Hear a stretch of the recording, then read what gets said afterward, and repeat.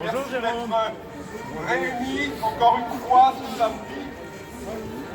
Alors, ils mettent la musique un petit peu plus fort, on va essayer effectivement de passer par-dessus. Alors moi, je vais vous parler effectivement d'islam et d'immigration. Vous voyez, on est complémentaires avec Guillaume. C'était pas prévu, hein. Parce qu'il y a 3 ans, le 23 mars 2018, le colonel de gendarmerie Arnaud Beltrame succombait à ses blessures suite à l'attaque terroriste perpétrée à Trèbes, près de Carcassonne. Au sacrifice de sa vie, cet officier supérieur avait pris la place des otages détenus par l'assaillant islamiste. Une place du centre-ville d'Avignon porte le nom Arnaud Beltrame.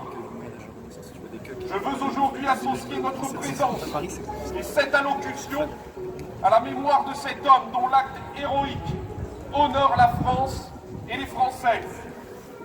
Par cette allocution, je souhaite réussir à exprimer ce que des millions de Français condamnés au silence ressentent de colère, d'injustice, de malaise à voir leur pays s'éloigner d'eux chaque jour un peu plus.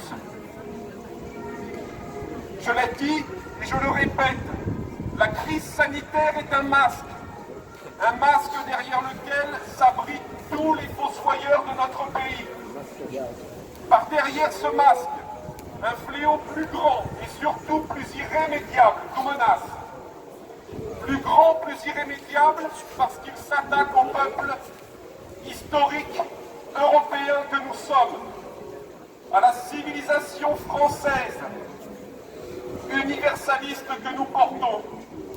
Ce fléau s'appelle l'islamisme. L'islamisme sanguinaire enquisté sur notre territoire. Le colonel Arnaud Beltrame et les 3 autres victimes qui ce jour-là ont connu le même sort que lui ont péri de ce fléau. Et leur assassinat est venu s'ajouter à la longue, à l'écœurante litanie des morts qui ont endeuillé notre pays ces 10 dernières années. À ces morts, comme à notre pays, notre amnésie serait une insulte, notre indifférence, une abdication. Patriotes de France, citoyens de tous horizons, réunis ici, nous n'oublions pas, à l'automne dernier, ces chrétiens égorgés dans la basilique de Nice, ce professeur d'histoire décapité dans la rue près de son collège à Conflans-Sainte-Honorine, ces 2 autres personnes lacérées à coups de hachoir devant les anciens locaux de Charlie Hebdo. Nous n'oublions pas non plus les 4 policiers poignardés dans les locaux de la préfecture de police de Paris en octobre 2019, ni leurs collègues abattus sur les Champs-Élysées au printemps 2017, ni ce couple de fonctionnaires de police assassinés dans sa maison à Magnanville en juin 2016. Nous n'oublions pas les 86 personnes écrasées sous les roues d'un camion à Nice le jour de la fête nationale, le 14 juillet 2016. Nous n'oublions pas le père Hamel, égorgé 2 semaines plus tard en l'église de Saint-Étienne-du-Rouvray. Nous n'oublions pas les membres de la rédaction de Charlie Hebdo exécutés dans leurs locaux le 7 janvier 2015, ni ces Français de confession juive abattus 2 jours plus tard dans l'hypercachère de la porte de Vincennes. Nous n'oublions pas en octobre de la même année ces hommes et ces femmes massacrés dans la salle du Bataclan, ni ceux mitraillés autour du Stade de France et aux terrasses des cafés de la capitale.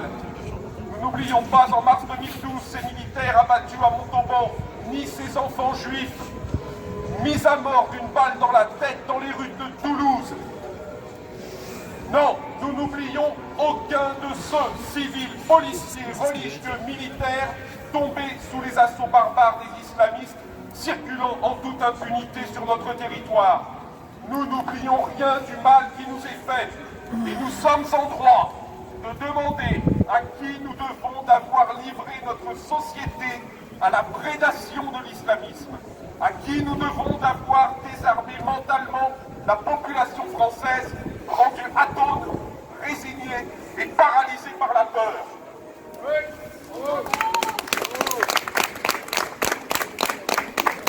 C'est là tout le résultat de la lâcheté et du mensonge des des compromissions et de la soumission du personnel politique et intellectuel qui se succèdent aux différentes manettes du pouvoir depuis 40 ans.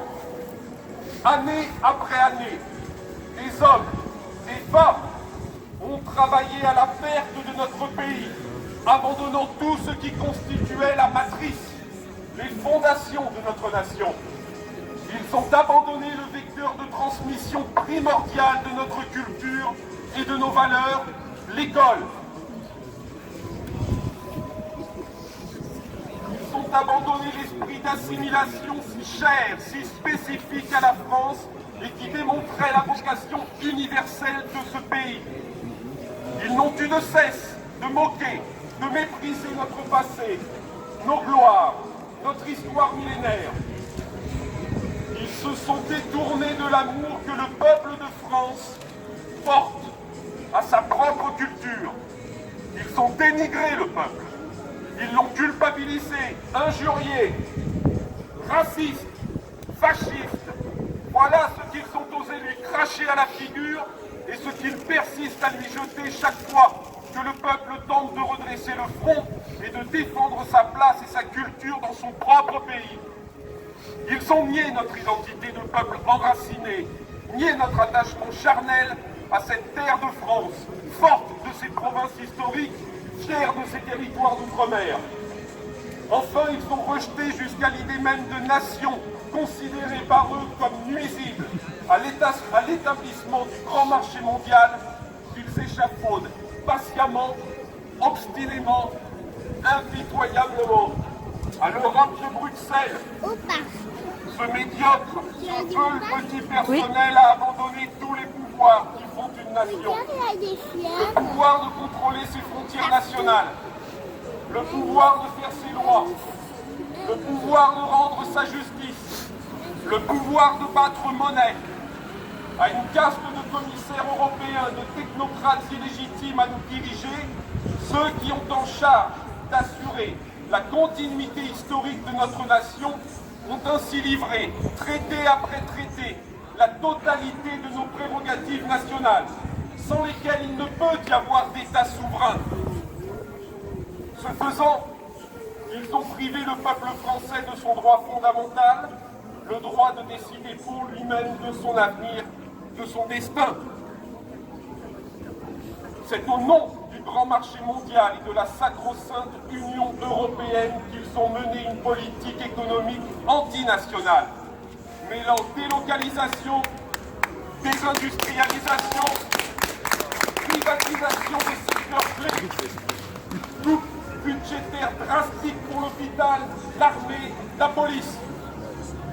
Cette politique agressive du chiffre, de la rentabilité à tout prix, du calcul froid et déshumanisant a bien entendu été appuyée par une politique migratoire insensée. Le mondialisme, le système ultramarchand, le règne du profit et de la consommation de masse ne peuvent s'établir qu'en dressant les hommes les uns contre les autres. Des hommes sans repères, sans plus d'ancrage traditionnel, sans plus de sentiment d'appartenance, des hommes sans pays, sans terre, sans identité. Le mondialisme ne veut pas des peuples, il veut des individus divisés, sans conscience, des consommateurs apathiques, apatrides, rendus malléables par la puissance de frappe conjuguée des médias, de la publicité et de la télévision.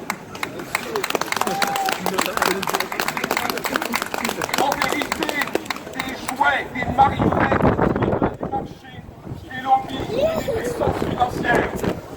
Comme ils nous ont trompés, comme ils nous ont trahis, et sur la construction européenne et sur l'idée du vivre ensemble. Car jamais ils n'ont œuvré par humanisme, par compassion, par amour de l'autre, de l'étranger, du différent, comme ils l'ont prétendu, défendu, répété ad nauseam, sur tous les tons, sur tous les modes, dans les écoles et les universités, dans les associations et dans les médias. Et jamais non plus ils n'ont agi par amour de leur peuple et de leur terre. Non, l'électoralisme, l'arrivisme éhonté, la visée politicienne, les intérêts privés ont été leur unique boussole. leur seul gouvernail toutes ces dernières décennies. Lamentable et visqueux parti socialiste en tête, parti communiste à la veste retournée, parti écologiste, sectaires et opportunistes, France insoumise, aveugle et sourde, parti de droite, traître à leurs paroles.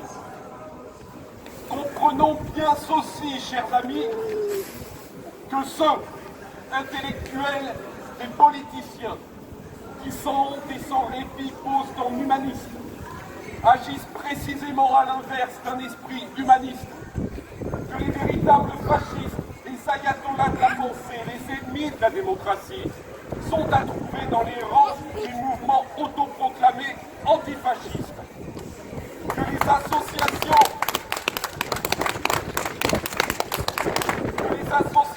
dites antiracistes promeuvent en vérité des intérêts communautaires nuisibles à la cohésion du peuple français.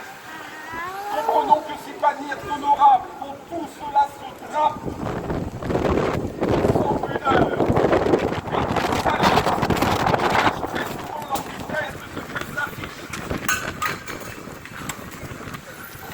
Les éléments se dressent contre nous, c'est bon signe. C'est le breton qui vous parle, quand le vent se lève et que la mer se déchaîne. Ça veut dire qu'on est dans le bon sens. Il est temps de repousser les imposteurs. Nous devons aujourd'hui en avoir la claire conscience. Tous, Français comme étrangers, blancs comme noirs, chrétiens comme musulmans, tout a été fait pour que nous en arrivions là, à ce que les citoyens de ce pays se défient les uns les autres, à ce qu'ils se rejettent pour devant, et enfin, à ce qu'ils s'affrontent au grand jour. Tout a été fait pour que le communautarisme s'enracine dans de nombreuses parties du territoire, pour que l'islam prenne une belle place dans la société, que nous, Français de culture laïque et de tradition chrétienne, nous ne puissions plus accepter son expansion continue, pour que nous ne puissions plus accepter cette politique migratoire massive, volontairement incontrôlée, au risque de voir disparaître l'identité culturelle et européenne de la France, ses valeurs fondamentales et ancestrales.